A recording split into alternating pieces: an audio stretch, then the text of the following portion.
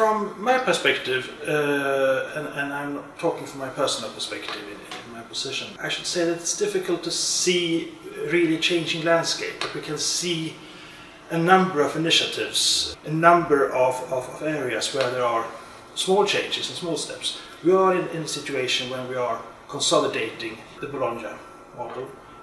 On policy level it is fully consolidated, but in practice, in the classroom, we are mostly through, but that's still much of the focus. There is a great interest in information technology.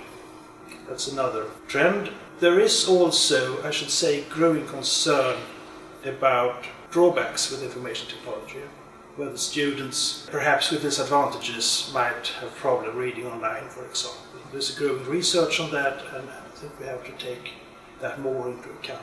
We need to talk about teaching and learning in a bigger context. There is a tendency that we see teaching and learning isolated, because what we are doing in the classroom. That, of course, is the concern of the individual teachers. They want to have help with their daily practice. But if we are going to talk about, for example, student motivation, we have to know what are they supposed to achieve, what are the motivated, what should they be motivated to do. So that's an aspect where I think we have to broaden the perspective. Also when we talk of quality, and in the same way we can't talk about quality without knowing what is the purpose of this activity. What are the goals of higher education, what are the values of higher education. Also seeing quality assurance and quality enhancement as two sides of the same coin is also a way of having this broad perspective.